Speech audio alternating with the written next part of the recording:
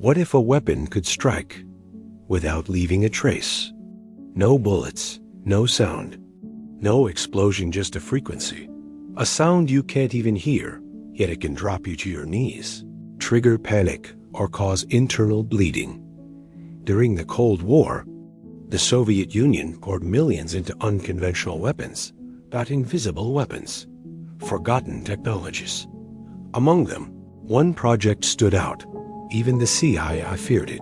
A classified system based on ultrasonic waves. A weapon said to incapacitate a human target without them ever realizing it. But did it really exist? Was it ever used? Or was it just a bluff? A silent threat to terrify the enemy? Today, we explore one of the most mysterious technologies in the Soviet arsenal, the ultrasonic weapon.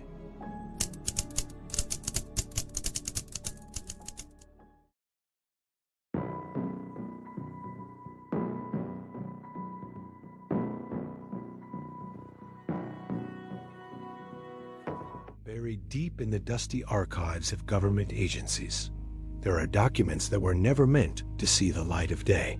Studies, experiments, even prototypes. Technologies developed in silence, beneath the surface of official history.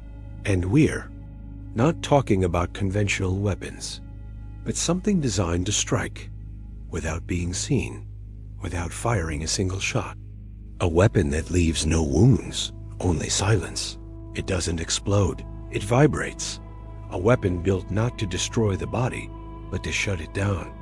In 2003, a technical report was cleared for public release, describing a device meant to detect hidden objects. But reading between the lines reveals something far more unsettling. While the world focused on visible wars, another conflict was unfolding in the shadows, one involving ultrasonic waves, directional microwaves, and focused acoustic fields. The implications are staggering: remote control, long-range detection, and perhaps something even more disturbing, the ability to influence human behavior without leaving a trace. But who funded all this? Why were some details published, others carefully redacted? And most of all, if this technology existed in the early 2000s, what might be out there today?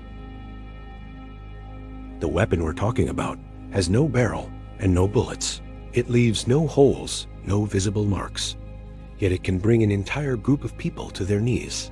It's based on a simple principle: sound, but not the kind we can hear. It uses ultrasonic frequencies above the human hearing threshold, over 20,000 hertz.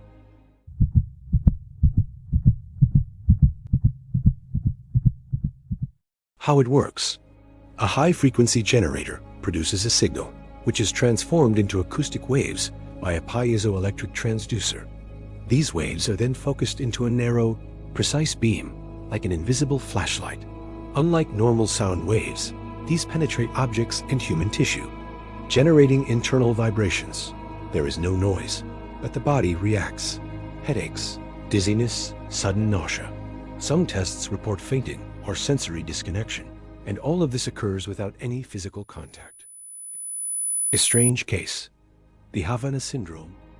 2016, several U.S. diplomats in Cuba began experiencing similar symptoms: mental confusion, tinnitus, loss of balance, and cognitive difficulties. Some described pressure in the skull, others sudden buzzing, followed by disorientation. The phenomenon was later dubbed Havana Syndrome. Even though the CIA never officially confirmed an acoustic weapon as the cause, many researchers hypothesized the use of directional microwave devices. In 2021, the National Academies of Sciences acknowledged that the symptoms were consistent with exposure to directed energy, and that no chemical or viral agent could explain the effects. Reconstructions based on Russian and American patents and technical reports, the device can be mounted on vehicles, drones, or even hidden inside a modified PC. Internally, it consists of a pulsed wave generator, an array of piezoelectric transducers, and laser or thermal targeting system. The entire system can run on battery power for about 30 minutes, and once turned off, it disappears without leaving a trace The main risk is not only physical. Several experiments conducted in Soviet laboratories between the 1970s and 1990s showed that targeted ultrasonic stimulation could alter behavior, attention levels, even emotions.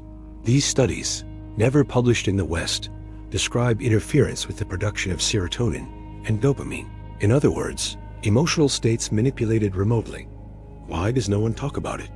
Because it leaves no wounds, because it's difficult to prove, and because it is perfect for discrete operations, interrogations, deterrence, crowd control. In some cases, the weapon is not designed to harm, but to create panic, disorientation, flight, and if used improperly or for prolonged periods, it can cause lasting neurological damage. Acoustic weapons are real. Some are patented, others classified, and yet, the fact that they are invisible makes them more dangerous than we might imagine. There are weapons that make noise, and then there are weapons that make silence. Technologies that never made it into the newspapers, that aren't found in museums, and that no government has ever been forced to acknowledge. But they exist in declassified documents, in the lines of forgotten patents, and in the effects experienced by those who have been exposed. The ultrasonic acoustic weapon is only one piece of the puzzle. But how many other technologies like this escape our attention? And how many have already been used without us realizing it? Official history only tells part of the story. The rest is archived, hidden, or forgotten.